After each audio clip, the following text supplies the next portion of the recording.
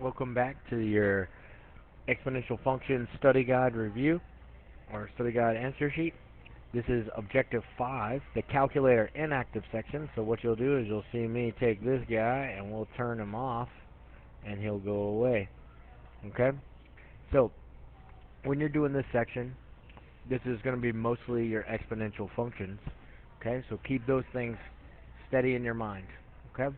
So it says a baseball card originally cost $34 and is decreasing in value at an annual rate of 12%. 12% right here is a high indicator that this is an exponential function. Okay? And since it's decreasing, we know it's decay. Okay? So the general formula for decay is a times 1, I always do it, minus r to the t or to the x. Okay? And so a is our starting amount, and then r is our rate converted into a decimal, and then t is the amount of times that we will do the rate. So if it says monthly, it's the number of months. If it's annually, it's the number of years. And since this is the annual, it's the number of years or number of times that we would do it. Okay? So, write a function to model this. So we're going to take 34, we're going to plug it in for a, so you get 34, parentheses 1 minus, and then our r is 12%, or 0.12, because you start with the decimal, and then we're going away from a percent. The percent has two zeros, so we're going to go 1, 2 away. Okay, and so that's why we get 0.12. And then we're going to put to the x. So now that's the function, but we don't want to leave it like this. We need to combine those. So you get 34, and then there'll be 0.88, because $1 minus 12 cents is 88 cents. And then we'll go back to the t. I'm sorry, I put an x on that other one, but it doesn't really matter. You could use x or you could use t. It doesn't matter. As long as you have an exponent with a letter up there and you know what it means, go for it. Okay? Number 18, it gives you this function and it says what is the rate of growth or decay. Big change here. You have two things that it could be. You could have the growth factor or the growth rate. Okay? And that could be decay rate. Okay? Or decay. Either one of those. So in this particular case, if you look, it's decay because it's less than 1.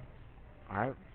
And factor is the whole parentheses, and the rate is the 1 minus the r. Okay? It's the r. Okay? So we need to figure out what did we subtract from 1 to get 0.88. Well, this is really helpful since we did the question right above it, and it had 0.88 in it. Okay? What did we subtract? We subtracted 0.12. Okay? So the answer is going to be 0.12, or, as we saw it up here, 12%. Okay? So, since it's 12%, we could do this. Now, if let's just say you didn't happen to have this up there, how would you get it? Well, you would go just take 0.88 and subtract 1 from it, because the rate is how far from 1 we went. So you'll take 0.88, subtract 1 from it, and you'll get negative 0.12. Don't worry about the negative, that's letting you know it's decay, and you get 12%. So either way, you end up with 12%. Okay? So now it says write a next and now function for the table. So a next and now is really simple. You just figure out the pattern, and then you put it against the next or now, against the now word. Okay? So we'll start it out, next equals now, and then we'll look, what do you do to get from 5 to negative 15, and then from negative 15 to 45, and 45 to negative 135, and then this should be a positive, so just scribble that out. It should be positive 405, okay, and that would be timesing by negative 3, timesing by negative 3, timesing by negative 3. And then forget about this negative. It should be timesing by negative 3. And so you just multiply by -3. Now, if you see it in a multiple choice question, it may be written like -3 times now, like that. Or it may not even have that dot. It just might be -3 now. Okay? So, just be used to seeing it in multiple representations meaning the same thing. Okay? And number 20. It says Maggie recorded population, blah, blah, blah. It wants to know which best describes the data. Is this a constant rate, an exponential rate for both cities? Is it city 1 constant and city 2 exponential? Or is city 1 exponential and city 2 constant? Okay? So we'll look at it and we'll try to determine that. So now, to go just like we did in question number 6, we're going to look at it from a linear, and then we're going to look at it from an exponential side. Okay? And really, if it's not linear, it's exponential. So that's how you're going to look at it. So how far is it from here to here? It's like 48, right? And then you look here, and it goes up. Oh, sorry. It goes up. I don't know why I said 48. It goes up roughly 400.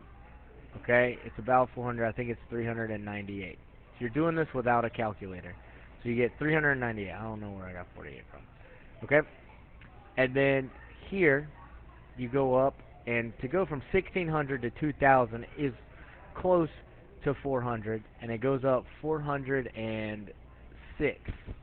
Okay, and then to go from 2054 to 2451. You're really going up 397. Okay? So now 398, 406, and 397. You got to keep in mind that these are real life values. So are these close to about the same number? They're 7 apart and 9 apart. But really, it's not that far apart. Okay? They're all ballpark 400. Okay? So that's really, really, really close to linear to the T. And real life values aren't going to be exactly linear. They're going to deviate ever so slightly. So that's why this one is more than likely linear. Okay? So then you look at this one. It goes from 650 to almost 1300. So that's 649. Okay? And then it goes from 1299 to 2594, and that's like 1195. Okay? I mean, can you tell that this is obviously not going to be linear? And then here, it looks like they almost double each time. Okay? So we can tell right away that this has got to be exponential. Okay? So the first one's linear, the second one's exponential. So it goes up at a constant rate, that's linear, and exponential rate is city 2, so the answer is C. Thank you for watching the Objective 5 video for the exponential functions test. Good luck, and I hope this helped.